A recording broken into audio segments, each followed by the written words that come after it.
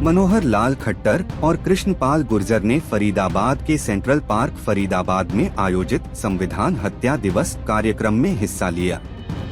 यह आयोजन वर्ष 1975 में लगाए गए आपातकाल की 51वीं वर्षगांठ के अवसर पर किया गया, जिसमें बड़ी संख्या में भाजपा कार्यकर्ता, आपातकाल सेनानी और उनके परिजन मौजूद रहे। कार्यक्रम के दौरान मनोहर लाल ने आपातकाल को भारतीय लोकतंत्र का काला अध्याय बताते हुए कहा कि उस समय सत्ता के अहंकार में संविधान और लोकतांत्रिक संस्थाओं को कमजोर करने का प्रयास किया गया। उन्होंने युवाओं से अपील की कि वे उस दौर के इतिहास को समझें और उससे सीख लें। उन्होंने कहा कि आपातकाल के दौरान नागरिक अधिकारों का हनन हुआ, हजारों लोगों को जेलों में डाला गया और अत्याचार किए गए।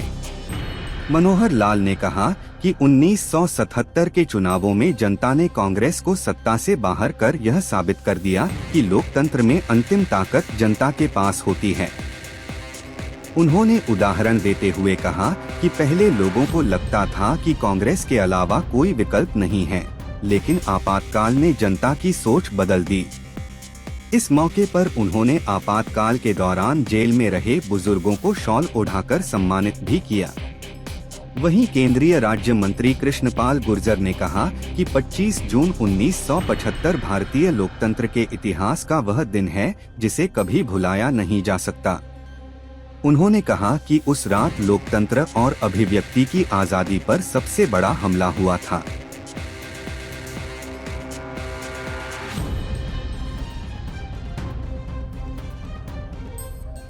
आज के इस कार्यक्रम में वास्तव में भाषण देने का विषय तो कम है, लेकिन एक ऐसी कहानी है, इस कहानी को समझने के लिए एक बीती कहानी, जिसको हम लोकतंत्र का काला अध्याय इस रूप में जानते हैं।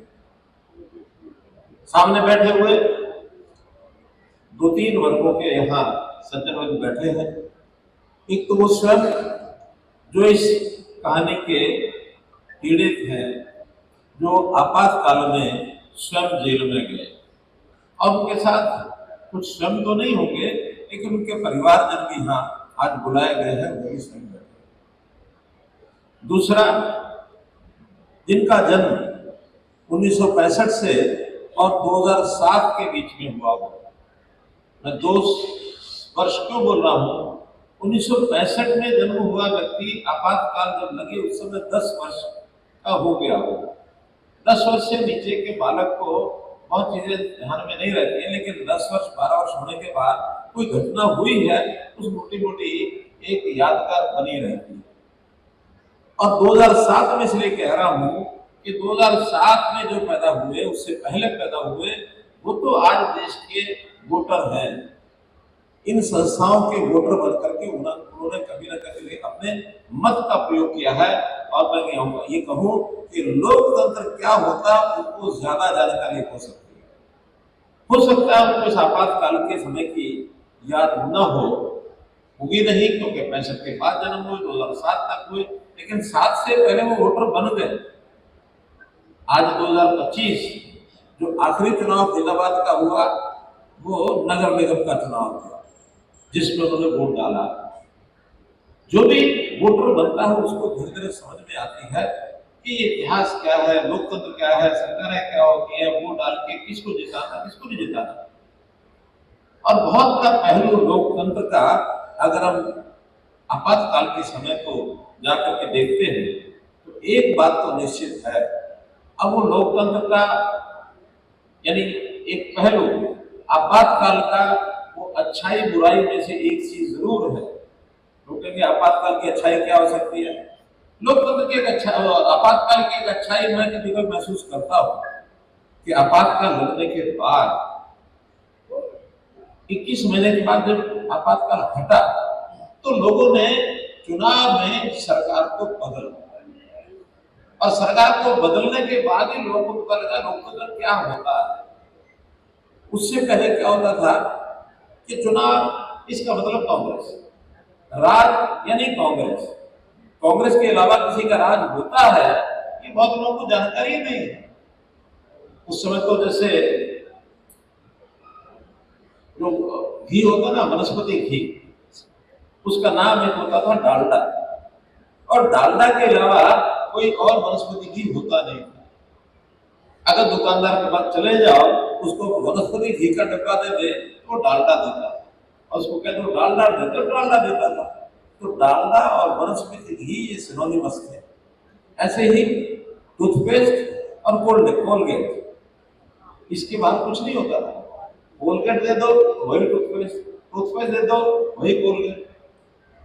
ऐसे ही सरकार बने कांग्रेस, कांग्रेस सत्ता, किसी और पार्टी की देश में सत्ता आ सकती है, ये बहुत लोगों को अनुमान भी नहीं था, उसका अंदाज लगा नहीं सकते थे।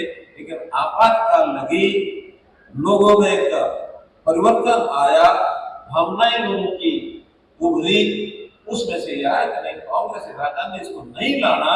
और 1970 में चुनाव हुआ तो पहली बार कांग्रेस के अतिरिक्त देश में जनता पार्टी की सरकार। इस संविधान का सम्मान केवल शब्दों से नहीं, आचरण से सिद्ध होता है। संविधान हाथ में लेकर घूमने से पहले उसे हृदय में धारण करना पड़ता है। लोकतंत्र का नाम लेने से पहले जनता के सामने विनम्र होना पड़ता है। आज संविधान हत्या दिवस पर हमारा संकल्प स्पष्ट है। भारत में कभी भी आपातकाल जैसी मानसिकता को स्वीकार नहीं किया जाएगा। न सत्ता का अहंकार चलेगा, न परिवारवाद की राजशाही चलेगी, न जनता को प्रजा को समझने की प्रवृत्ति समझेगी। ये देश 140 करोड़ नागरिकों का है। ये देश संविधान से चलेगा, जनता की इच्छा से चलेगा और लोकतांत्रिक मूल्यों पर चलेगा। आपात का संबंध अतीत की पीड़ा भर नहीं है, यह भविष्य की रक्षा का संकल्प है। यह संकल्प है कि भारत में विचारों की स्वतंत्रता बनी रहे, संस्थाओं की गरिमा बनी रहे, नागरिकों का अधिकार सुरक्षित रहे और सत्ता हमेशा जनता के प्रति जवाबदेह रहे। 25 जून हमें याद दिलाता है कि लोकतंत्र की रक्षा केवल संविधान की पुस्तक से नहीं होती, बल्कि जागरूक नागरिकों, सजग समाज और विनम्र नेतृत्व से होती है। सत्ता सेवा बने, शासन संवेदना बने और राजनीति राष्ट्र निर्माण का माध्यम बने, यही आपातकाल से मिली सबसे बड़ी सीख है। भारत ने आपातकाल को अंतकाल देखा है, इसलिए आज वह लोकतंत्र के प्रकाश का मूल्य और अधिक गहराई से समझता है। और यही इस राष्ट्र की शक्ति है। भारत झुकता नहीं, भारत जागता है, भारत डरता नहीं, भारत लोकतंत्र की रक्षा करता है। इन्हीं शब्दों के साथ मैं इस अवसर पर अपने सभी स्वतंत्रता सेनानियों को हृदय से उनका बधाई देता हूँ, सम्मान करता हूँ।